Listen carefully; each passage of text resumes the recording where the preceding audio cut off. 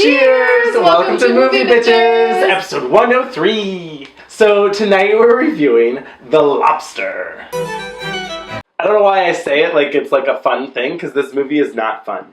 It had fun parts. I laughed very hard in the first 45. Did you? Yeah, you heard me. I guess. I don't know. There. I'm trying to remember what parts were funny. Well, okay, so it started, and it was this very British, like, dry-witted... So, right. The Lobster takes place in, I guess, a dystopian world and or future where at a certain point it's required that everyone find a partner. Yes. Or else they will be turned into an animal. Of their choice. Of their choice. And so we follow our main character. He gets sent to the hotel where you Right. have to find love in 45 days or you become an animal. So at first, it was kind of fun to figure out, like, wait, what are the rules? Yeah. What's going on here? This is silly bananas, right? As you understand from your brother's experience. If you fail to fall in love with someone during your stay here, you'll turn into an animal. Once they lost the structure of being in that hotel with the rules and, like, the properness of, like, upstairs, downstairs, like, you know, allegory-ish, it lost its fun for me. For me, I just started to get angry. Because I was like, well, none of this makes any sense. Why does it matter? Who cares? I figured by the end of the movie I'd have more answers. Right. And not that I need it all spelled out or whatever, but more just like definitive, like, oh, this is why, or this is what's happening, or... Never get them. And it just never happened, so I became increasingly more frustrated. Yeah, there's a lot of questions that just remain unanswered. Yeah. As I said, some of my friends want to see it a second time, not because they loved it so much the first time, but because they were scratching their heads. Like, it felt like a feature-length episode of, like, Black Mirror. Have you watched that British show? No. It's, like, really good, but crazy. And it's, like, basically, like, all the best sort of sci-fi short stories. Like, The Lottery would be an episode of Black Mirror kind of thing. Where you're like, you think it's about that? And then what? Or something like that. So anyway. Logan's Run. You know what Logan's Run is? Yeah. I am shocked that you know what Logan's Run is. Yeah, I was going to say, this is like Logan's Run if Spike Jonze did Logan's Run. I do like Rachel Weisz. Oh, I've loved Rachel Weisz ever since The Mummy. Yeah. Yeah. I had a crush on her. Before I knew. In the before time? Yeah. Me before you. I wish that there had been an explanation about why it's required that everyone pair up. Or why it's required, like... Something. Particularly because I guess then I would have been a little bit more conflicted. Mm-hmm. Where it's kind of like, at first, he's like not finding anyone. And so you're like, well, fuck this. Like, why does he have to find, like, there's only 12 people at this shitty hotel. Like, why does he have to fall in love with one of them in 45 days? This seems very arbitrary. Yeah. And then he runs away. Yeah. To, like, join the loners in the forest, where he then finds someone. Right. And I'm like, well, so now he's found someone. Can't they just, like, be together and be happy? But it was like, no, they can't go back. But they can't, I don't know.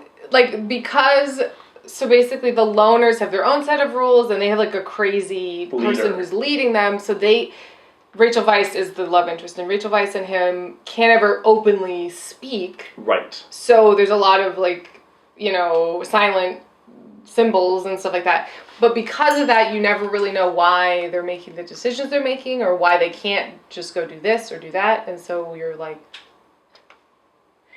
And it's riddled with voiceover. Yes. So you would think she could have been explaining things. Yeah. Honestly, my biggest problem with the movie, before it then became really boring, was the voiceover. We had to be very careful in the beginning not to mix up "I love you more than anything in the world" with "watch out, we're in danger." It was very much just like, he moved from the left of the room to the right of the room, and he placed the gun into the bag. It was like that's funnier. Like, it was almost funny.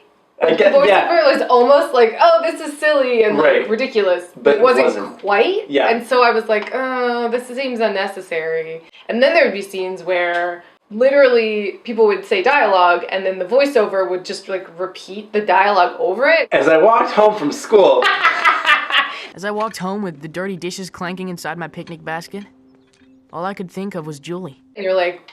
Why? And it didn't provide any more of the information that I was seeking. And it didn't set enough of a tone to be just like its own thing. Right. For as like pseudo-silly that it seemingly was, There was also a lot of very upsetting things that happened. One in which a dog is murdered. Yeah. Ah! Very, very upsetting. So basically there's this like psychopath woman who has no feelings. And for seemingly inexplicable reasons, which was an issue for me, he decides, oh, I'll pair off with her. So he pretends to be like a psychopath, and that was really funny when she's like pretending. She like starts choking in the jacuzzi, and we were both like, "Oh my god, why isn't he saving her? What's going on?" Well, and then I was like, "Is this a test?" And then she's like, and then she just takes it out and like, "I think we're a match." And like that was really silly and fun. And then it was like, oh, she just murdered that dog. Well, basically, once she murdered the dog, I was That's true. I don't like this movie. It was all downhill. Yeah. Yeah. He speaks mostly everyone, but also him in particular. Yeah.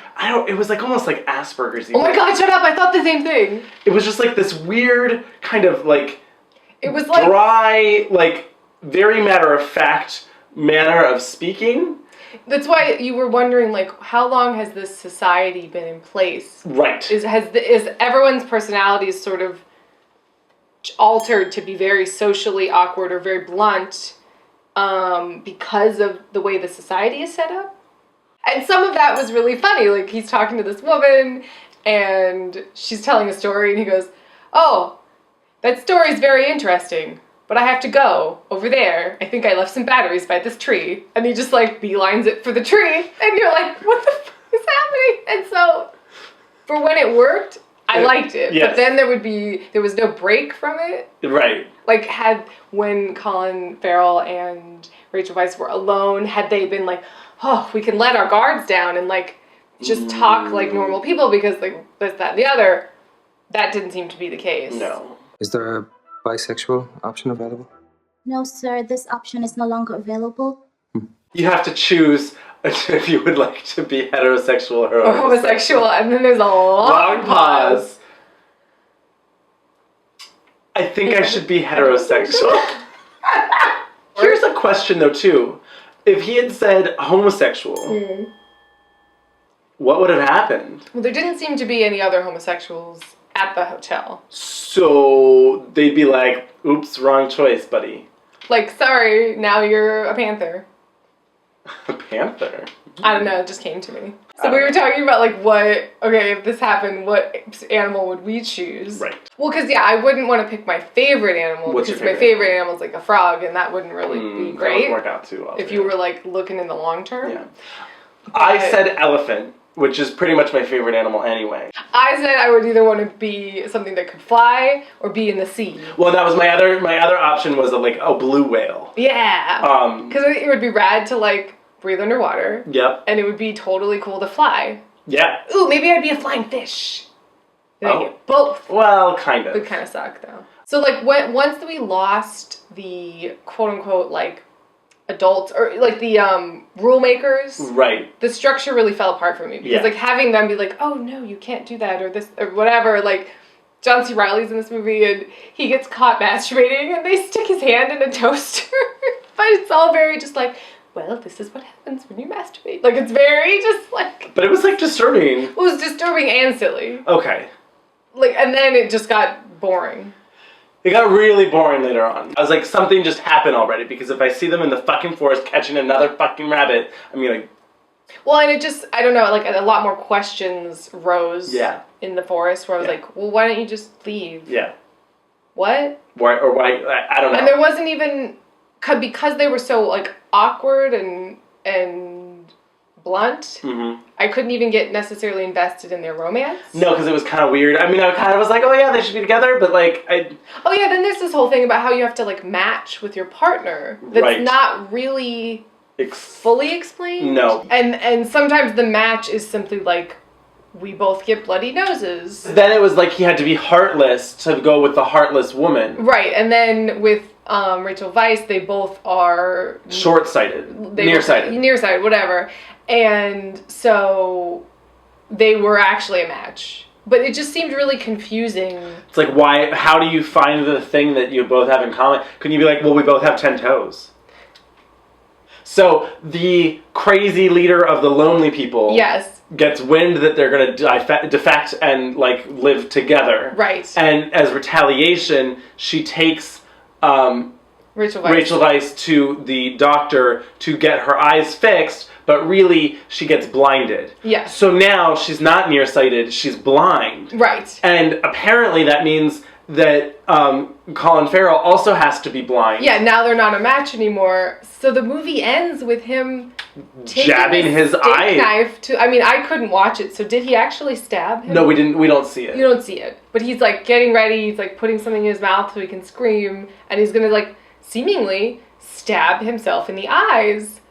And I just didn't know why. There was funny parts. Yeah. Honestly, had this been a like episode of a TV show, like a Twilight Zone esque, which is kind of what Black Mirror is, I would have been into it. So it's a shame. I mean, it's still, I can appreciate it. It's something different. I don't think it's the worst thing I've ever seen. No. But it just really kind of fell apart for me. I needed it to just become like this crescendo of absurdity and just be like, what the fuck is going on? And just be like a Buñuel movie where it's like building and building and like crazier and crazier. Oh yeah, I just realized too that... What? That Colin Farrell found his lobster. You haven't seen that Friends episode there. Oh my god. So that was silly. Yeah, like shouldn't Rachel Weisz have been like, well, I was gonna be a lobster too. Let's be lobsters together. Like I almost would have rather it ended with, and now they're both like lobsters in the sea. Okay. Yeah. Like that would have been more satisfying to me. Yep. I guess if you like indie movie, like a lot of people seem to like this. A lot of people seem to There's a lot of like really it. good reviews, and I mean, I'm a broken record. I did like the first part, but man, did it get boring and really just off the track. Yeah. From what I was enjoying, it veered off. I was bored for a large part of it, and I didn't like it. Yeah. I wasn't like, I want to watch The Lobster again. No. Never. In all honesty, at times felt like a scary movie. Where you're like, this is wacky.